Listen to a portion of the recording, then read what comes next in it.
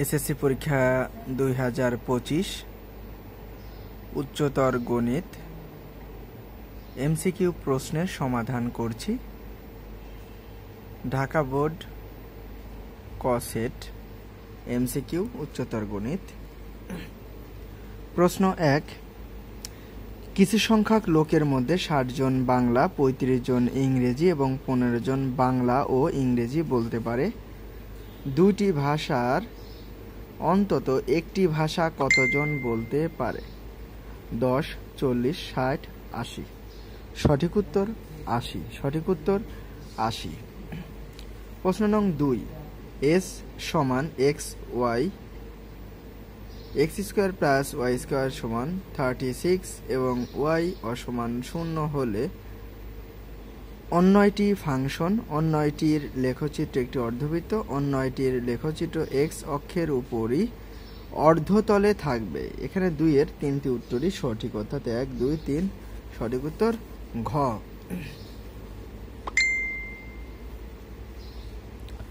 প্রশ্ন নং 3, function x সমান √2x - 3 ফাংশনটির ডোমেন নিচের কোনটি? সঠিক উত্তর ডোম ফাংশন x পাই আর x অসমান 3/2। প্রশ্ন নং 4, p × x y z সমান x square y plus y square z plus z square x হলে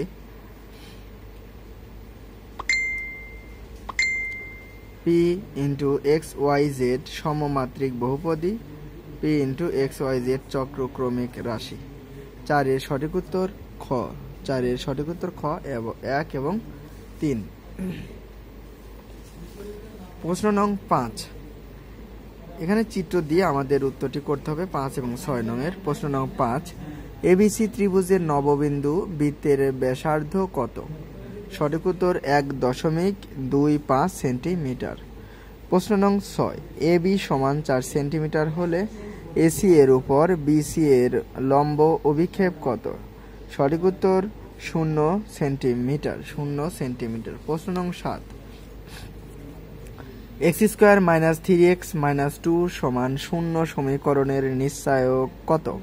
সঠিক উত্তর 17, অর্থাৎ 7 এর ঘ 17। প্রশ্ন নং 8, 7^2x - 3 সমান 6^2x - 3 সমীকরণের সমাধান কোনটি? সঠিক উত্তর 3/2। সঠিক উত্তর 3/2। প্রশ্ন নং 9, 3x + 7 অসমান 5x + 3 অসমতাটির সমাধান সেট কোনটি? সঠিক উত্তর s সমান x পাই আর x অসমান 2। সঠিক উত্তর 9 এর গ। প্রশ্ন নং 10, 2 + 0.2 + 0.02 ধারাটির অসীমতম সমষ্টি কত? 20/9। 20/9। সঠিক উত্তর 20/9। প্রশ্ন নং 11, কোণ x সমান 80 ডিগ্রি হলে কোণ x এর সম্পূরক কোণের 1/5 কত? সঠিক উত্তর 20 ডিগ্রি। সঠিক উত্তর 20 ডিগ্রি। প্রশ্ন নং 12, sin θ সমান -3√3/2 এবং -π/2 কোণ থিটা কোণ π/2 হলে থিটা এর মান কত? সঠিক উত্তর 4π/3। প্রশ্ন নং 13, -1560 ডিগ্রি কোণটি কোন চতুর্ভাগে থাকবে? সঠিক উত্তর তৃতীয়। সঠিক উত্তর তৃতীয়। প্রশ্ন নং 14, 12:30 ঘড়ির ঘন্টার কাঁটা ও মিনিটের কাঁটার অন্তর্গত কোণ কত ডিগ্রি? 195 ডিগ্রি। সঠিক উত্তর 195 ডিগ্রি।